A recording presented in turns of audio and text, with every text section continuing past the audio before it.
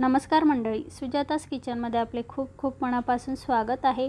तर आज मी बनवते गोडाचा पदार्थ, पौष्टिक आहे आणि पटकन होणारा सुद्धा आहे। तर चला सुरुवात करूया आजच्या व्हिडिओला। कुकर गॅसवर ठेवलाय, त्यामध्ये 2 मोठे चमचे तूप घ्यायचे। आवडीप्रमाणे कमी जास्त करू शकतात किंवा तेल सुद्धा तुम्ही वापरू शकतात। यामध्ये काजू बदामचे काप घेतले आणि थोडंसं खोबरं असं चिरून घेतले। ते थोडंसं आपल्याला असं लालसर होईपर्यंत तुपामध्ये परतवून घ्यायचं।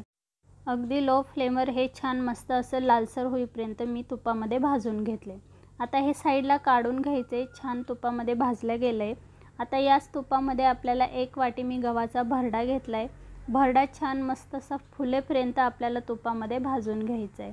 तूप जर तुम्हाला कमी वाटत असेल तर एखादा चमचा जास्त टाकलं तरी चालेल, पण परफेक्ट प्रमाण असेल तर काही गरज नाही टाकण्याची।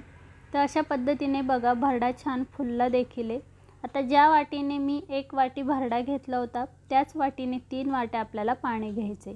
जर तुम्ही एखादा ग्लास घेत असाल किंवा यापेक्षा थोडी मोठी वाटी घेत असाल तर त्याच वाटीने पाणी तुम्हाला मोजायचे, कारण की तेवढं पाणी भरड्याला शिजायला भरपूर होतं। तर अशा पद्धतीने आता हे छान मिक्स करून घ्यायचं। कुकरचं झाकण लावायचं आणि 3 ते 4 शिट्ट्या छान याच्या काढून घ्यायच्या। तर अशा पद्धतीने छान शिट्ट्या झालेल्या आहेत। भरडासुद्धा छान मस्त असा सुटसुटी शिजला आहे। तर आता याच कुकरमध्ये मी आहे तसाच भरडा ठेवणार आहे आणि ज्या वाटीने भरडा मोजला होता त्याच वाटीने 1 वाटी आपल्याला किसलेला गूळ घ्यायचा आहे। गूळ छान भरड्यामध्ये छान मिक्स करून घ्यायचा, कारण की हे प्रमाण परफेक्ट आहे। जास्त गोड होत नाही, कमी गोड होत नाही, तुम्हाला हवी तशी लापसी तयार होते। गव्हाची लापसी ही खूप पौष्टिक आहे। यामधला जो कोंडा असतो तो सुद्धा वाया जात नाही, त्याच्यामुळे सगळ्यांनी ही लापसी नक्की बनवून खाल्ली पाहिजे। तर मंडळी अशा पद्धतीने छान गूळ मी मिक्स करून घेतलाय। त्यानंतर जे ड्रायफ्रूट आणि खोबरे मी भाजून घेतलं होतं ते सुद्धा टाकले, चारोळी टाकली, तसेच थोडीशी वेलची पावडर टाकली आणि मस्त गुळाचं पाणी आटेपर्यंत आणि भरड्यामध्ये मिक्स होईपर्यंत याला कंटिन्यू परतवत राहायचे।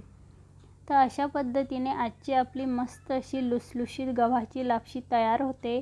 तर मंडळी आजचा व्हिडिओ आणि रेसिपी तुम्हाला कशी वाटली कमेंट करून नक्की कळवा। अशाच पद्धतीने तांदळाची सुद्धा लापसी अशीच होते। जर ती रेसिपी तुम्हाला बघायला आवडत असेल तर मी तुमच्यासाठी तो व्हिडिओ नक्की बनवेल।